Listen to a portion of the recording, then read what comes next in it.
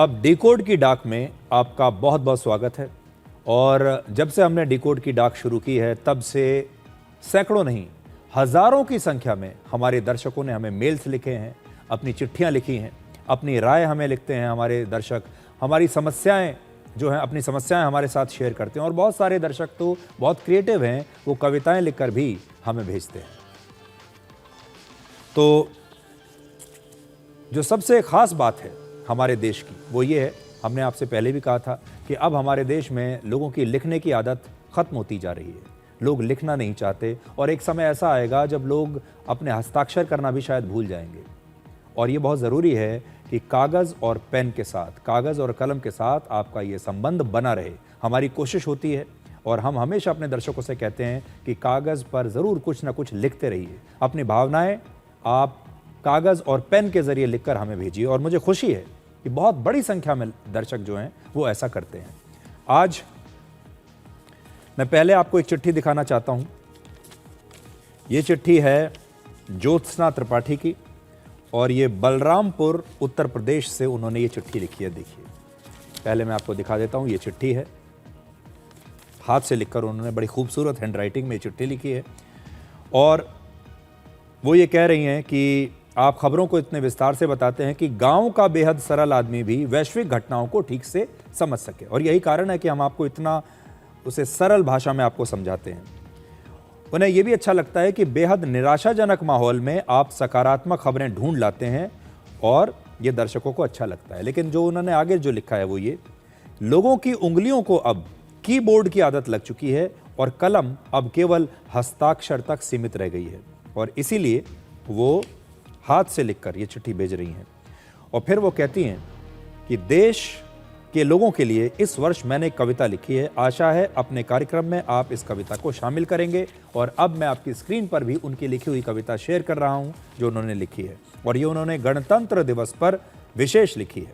गणतंत्र दिवस पर देश, ये उनका शीर्षक है। आज़ादी के कुछ ताने अब उधड़ गए हैं, कुछ बाने उन आज़ादी के दीवानों की आग फूकती सांसों की मर्यादा थामे टिके हुए हैं। और कई ताने बाने इस कल्प वृक्ष की सूनी शाखाओं जैसे अब उजड़ गए हैं। आज़ादी के कुछ ताने अब उधड़ गए हैं। और उन्होंने एक ये लंबी कविता लिखी है जो अब मैं पूरी कविता तो अब नहीं यहाँ पर नहीं सुना पाऊंगा, लेकिन आपके लिए स्क्रीन पर हमने ये ज़रूर डाल दिया। और उम्मीद करता हूँ कि ज्योत्सना त्रिपाठी इस समय हमें देख रही होंगी। अब देखिए दूसरी चिट्ठी मैं आपको दिखाता हूँ। दूसरी चिट्ठी हमारे पास आई है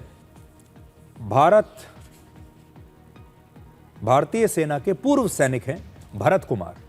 दिल्ली से उन्होंने ये चिट्ठी लिखी है। अपनी फोटो भी साथ में भेजी है, इसलिए मैं फोटो भी उनकी लगा रहा हूं। अपनी फोटो उन्होंने यहां पर भेजी है और सैनिकों के लिए तो हमारे मन में एक विशेष सम्मान है। वो कहते हैं, मैं एक्स-मैन हवलदार हूं और असम राइफल्स के लिए मैंने काम किया है। असम राइफल्स राष्ट्र का जवान एवं नागरिक हूं।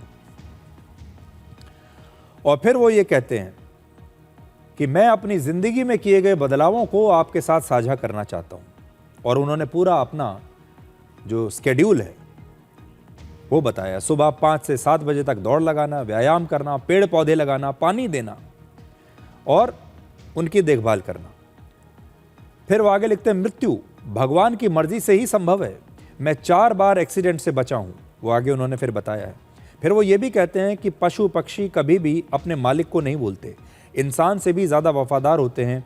काश इंसान भी राष्ट्र के प्रति इतना ही वफादार होता।